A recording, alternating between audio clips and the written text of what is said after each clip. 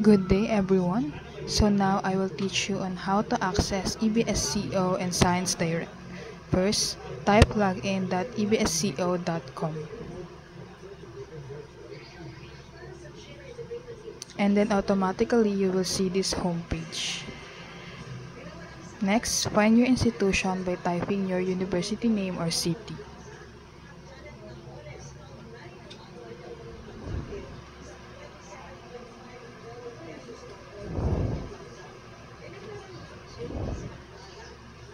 Next, as you can see, you already have access to the institution. But to fully have the access to EBSCO, you need to fill up again the information that is needed. Enter your username or email address. And below the username, enter the password that is given.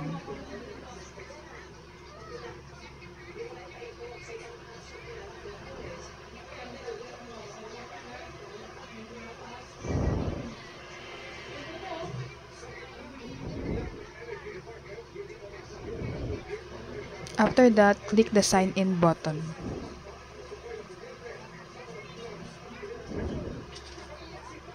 And now you already entered the EBSCO. And you can search any studies, articles, and more.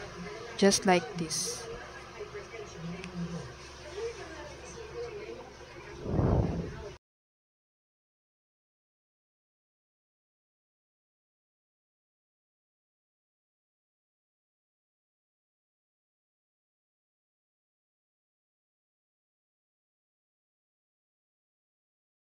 How to access Science Direct. First, type Science Direct. And then you will see this homepage.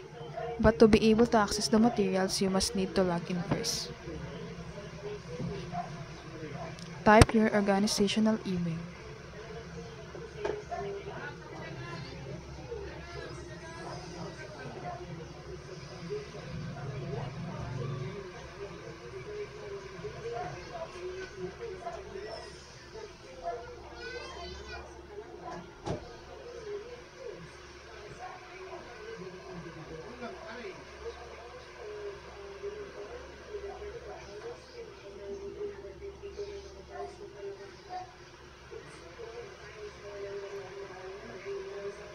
After that, put a password.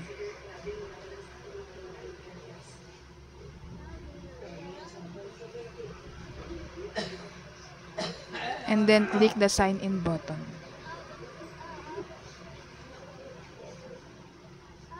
And now we already access the Science Direct and be able to search journals, studies, and more.